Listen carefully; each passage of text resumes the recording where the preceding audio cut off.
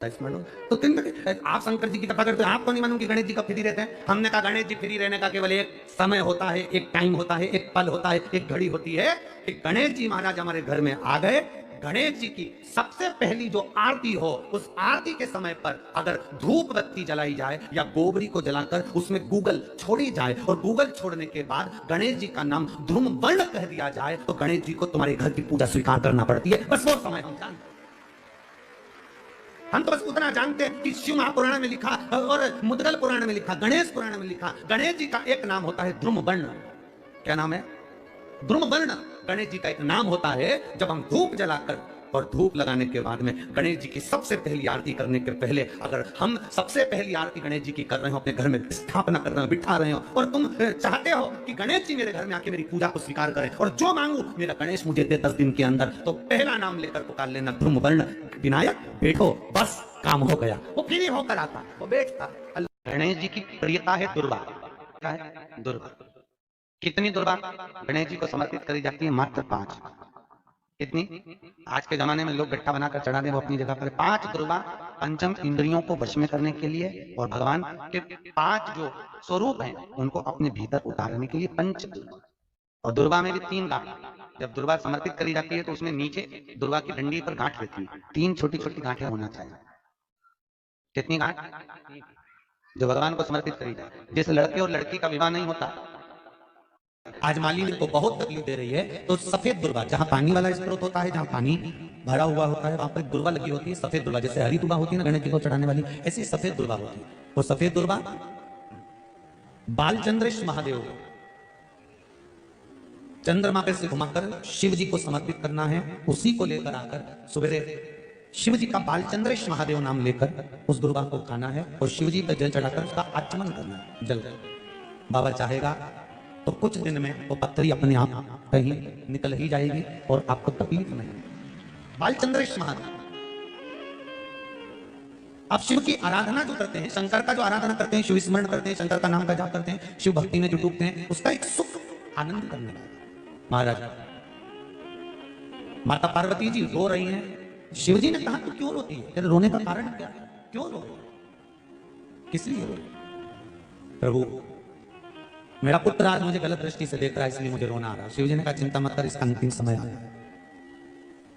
जब व्यक्ति अगर माता को गलत दृष्टि से देखने लगे तो उसका अंतिम समय आने में देरी नहीं लगती। शिव जी ने उसी समय पर काल भैरव को प्रकट करा और भैरव को प्रकट कर उसी समय पर भगवान शंकर ने उस अंधकासुर के प्राणों को हर दिया। भगवान देवाधिदेव महादेव उस स्थान पर खड़े होकर स्वयं काल भैरव को वर प्रदान कर देते हैं। हे भैरव, तू जगत के कल्याण के लिए तेरा प्रागट्य, जगत कल्याण के लिए। ये श्रंभेश्वर महादेव जो नाम है,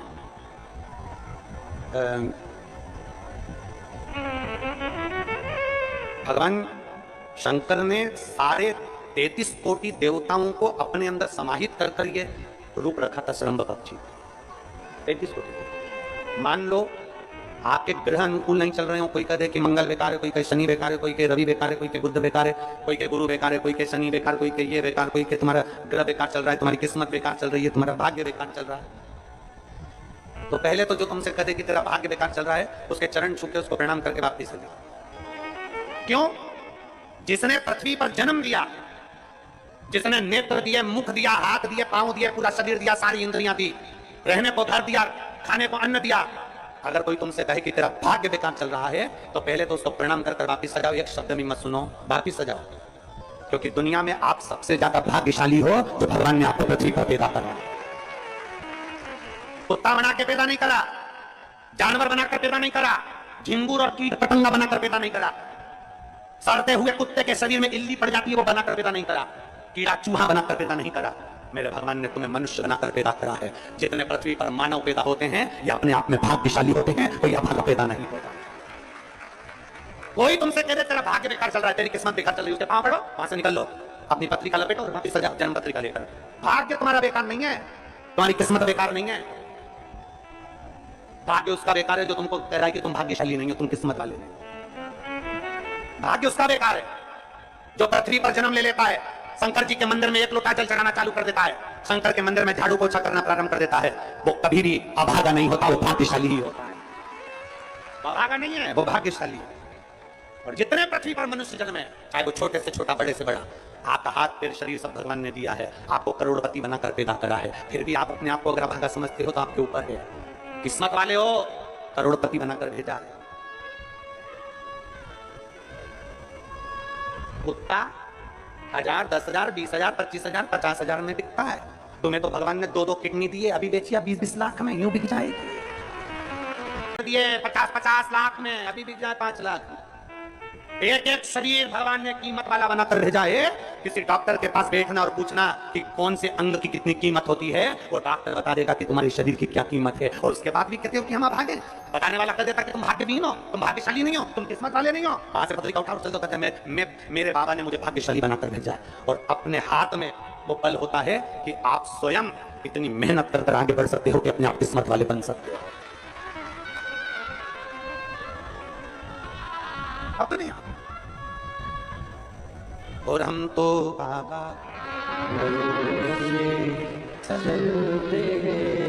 आप स्वयं भाग्यशाली हैं, आप स्वयं किस्मत वाले हैं। कोई कैसे कहते तुमको कितना भाग्य हो? ना ना, हमारे बराबर भाग्य नहीं है किसी का। तुम्हारी ग्रह खराब है, तुम्हारे ग्रह खराब है। शंभेश्वर महादेव का नाम 7 कनेर के पुष्प, कितने? 7 कनेर मालूम है? ये रोड पर जो जाते हो डिवाइडर में भी पीला पीला फूल लंबा, जो कि पशु पक्षी कोई नहीं खाता, जहरीला फूल माना जाता है। कनेर के 7 फूल, एक बेलपत्र। जिस समय पर कनेर का फूल बेलपत्र के साथ चढ़ाया जाएगा तो 7 कनेर के पुष्प सीधी बेलपत्र पर आपको रखना। 2-3 प्रदोष कर देखना। अगर कोई आपसे कहे कि आपका भाग्य ठीक नहीं चल रहा, आपकी किस्मत ठीक नहीं चल रही, आपके ग्रह ठीक नहीं चल रहा है, आप भाग्यशाली नहीं हो, पहले तुम वहां से उठ जाओ। उसके बाद में देवाधिदेव महादेव के पास 7 कनेर के पुष्प एक बेलपत्र में रखकर नंदीश्वर के पास में बैठकर श्री शिवाय नमस्तुभ्यम बोलकर अशोक सुंदरी वाली जगह पर स्पर्श कराकर भगवान शंकर पर 7 फूल के साथ बेलपत्री की डंडी अशोक सुंदरी की साइड हो, ऐसा स्मरण करते हुए शिव को समर्पित कर दे। वही बेलपत्री 5 बार नमः शिवाय या पंचाक्षर मंत्र, षडाक्षर मंत्र या श्री शिवाय नमस्तुभ्यम बोलकर वही बेलपत्री 3 प्रदोष, 4 प्रदोष, 5 प्रदोष, 2 प्रदोष, जितने प्रदोष आप चढ़ा रहे हैं प्रदोष काल में, वो बेलपत्री लाकर अपने कक्ष में अपने पूजन वाले स्थान पर रखते जाओ। एक बेलपत्री एक प्रदोष पर लाओगे, अगला प्रदोष आएगा, कितना अंतर पड़ता है आपके भाग्य बदलने में, आपको खुद मालूम पड़ जाएगा कि आपकी किस्मत कैसे बदल गई। मेहनत आपको करना है, परिश्रम आपको करना है, लगन आपको लगाना है, और बेलपत्री और कनेर का पुष्प शिव को चढ़ाओ। तो जो चतुर्थी का पूजन करने वाली होती है, जो चतुर्थी का नियम व्रत धारण करने वाली होती है, बड़ी बड़ी चतुर्थियां करती हैं या उसका नियम धारण करती हैं, तो चतुर्थी का जो पूजन करती है वो किस चीज के लिए?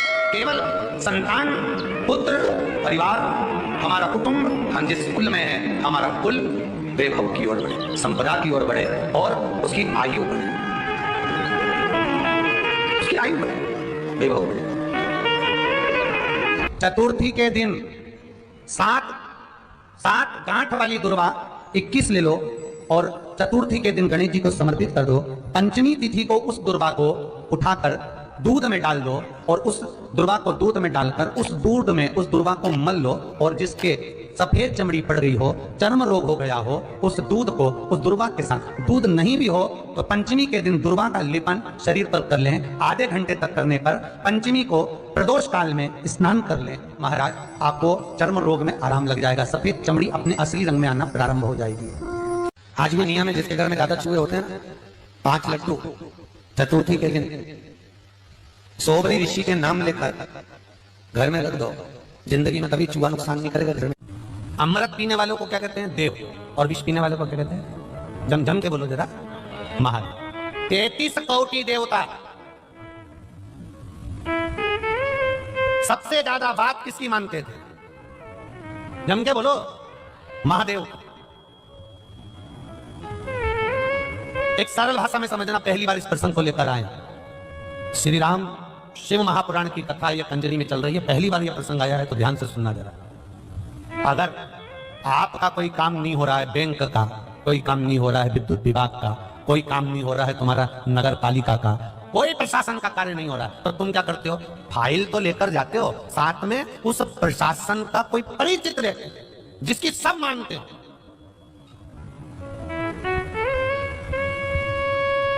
जिसकी सब सुनते हो। विधायक जी, आप हमारे साथ चलोगे क्या?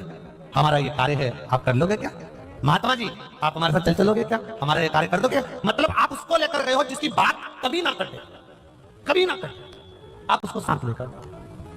आप दो चीजें हैं आज कथा में आई है तो आप लोगों के स्मरण में आ जाए।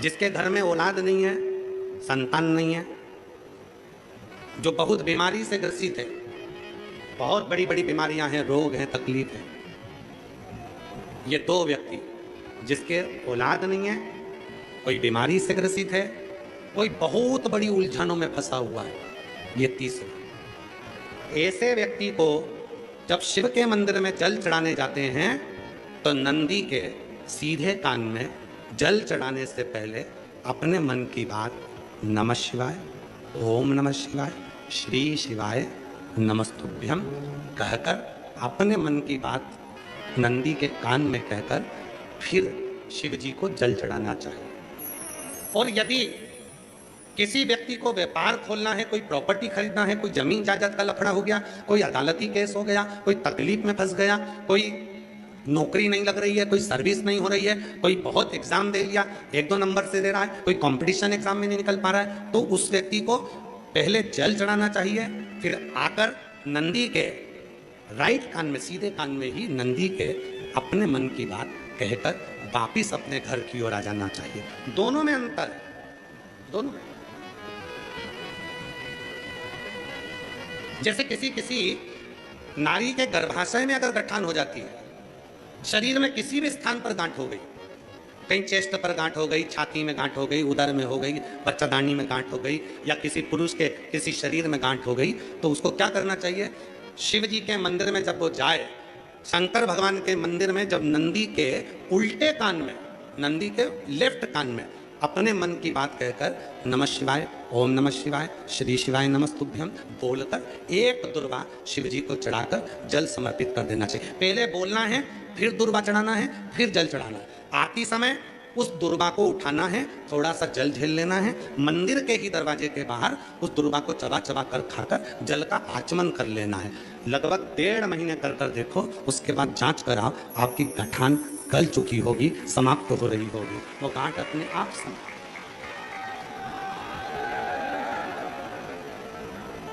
कई लोग कहते हैं गुरुजी नंदी और शिव में, नंदी उधर बैठा है, शिव जी का शिवलिंग इधर है, दोनों में ये समता का भाव क्या?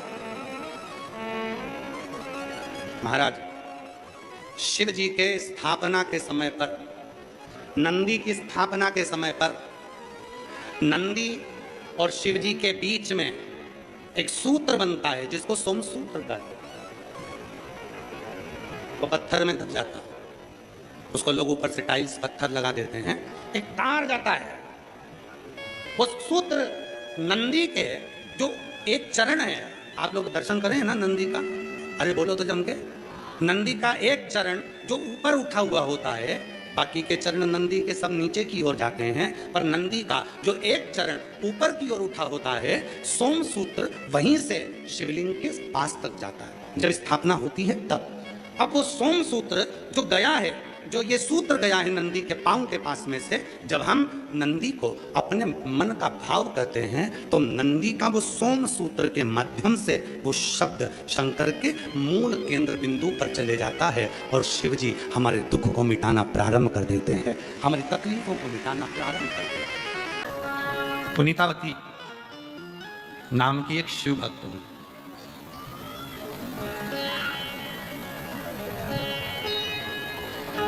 बहुत पुरानी कथा नहीं है, 6वीं सदी की ही एक कथा। पुनीतावती नाम की एक महिला, एक कन्या ने जन्म लिया तमिलनाडु के कराईकला नगर में। एक धनिक सेठ के घर में, बहुत पैसे वाले व्यक्ति के घर में एक लड़की ने जन्म लिया जिसका नाम पुनीतावती। पुनीतावती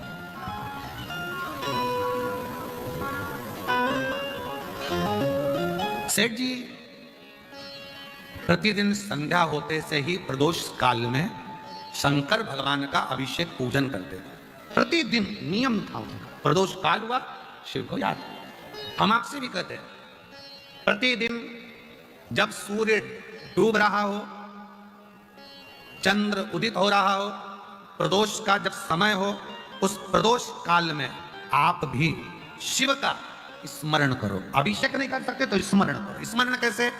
बस तुम्हें लग रहा है कि मेरे घर में धन की कमी है, संपदा की कमी है, मेरे घर में वैभव की कमी है, मेरे घर में लक्ष्मी की कमी है, मेरा व्यापार नहीं हो रहा, भगवान मेरे बच्चों की लाइन नहीं बैठ रही, ना विवाह हो रहा, ना उनकी कोई नौकरी लग रही है, तो शाम का समय प्रदोष काल और दरवाजे की ओर, जिस समय पर प्रदोष काल में प्रतिदिन मेरे शंकर भगवान माता पार्वती के साथ में नंदी पर बैठकर भ्रमण के लिए निकलते हैं, वो प्रदोष काल के समय पर दरवाजे की ओर मुख कर कर भगवान शंकर के या तो पंचाक्षर मंत्र नमः शिवाय, या षडाक्षर मंत्र ओम नमः शिवाय, या श्री शिवाय नमस्तुभ्यम, बस दरवाजे की ओर देखते हुए 5 बार या 7 बार शिव के नाम का उच्चारण कर कर, हे कुबेर भंडारी, हे कुबेरेश्वर महादेव, आपने लक्ष्मी को भी लक्ष्मी दी है, आपने कुबेर को भी लक्ष्मी दी है, कृपा करो मेरे घर में भी लक्ष्मी और वैभव दीजिए। झोली पसार कर नमः शिवाय श्री शिवाय नमस्तुभ्यम कहकर उस झोली को वापस अपनी ओर गिराओ। आप लगातार 2 महीना 3 महीना आप प्रदोष काल में शाम के समय भगवान शंकर जब रोज प्रतिदिन पार्वती और शिव जी निकलते हैं भ्रमण कर, उस समय पर आप रोज जब भगवान से निवेदन करोगी तो एक ना एक दिन मेरा भोले बाबा तुम्हारी झोली भर ही देगा। अब इसमें तुम्हारा धन लगा क्या? जम के बोलो जरा। इसमें तुम्हारा पैसा लगा क्या?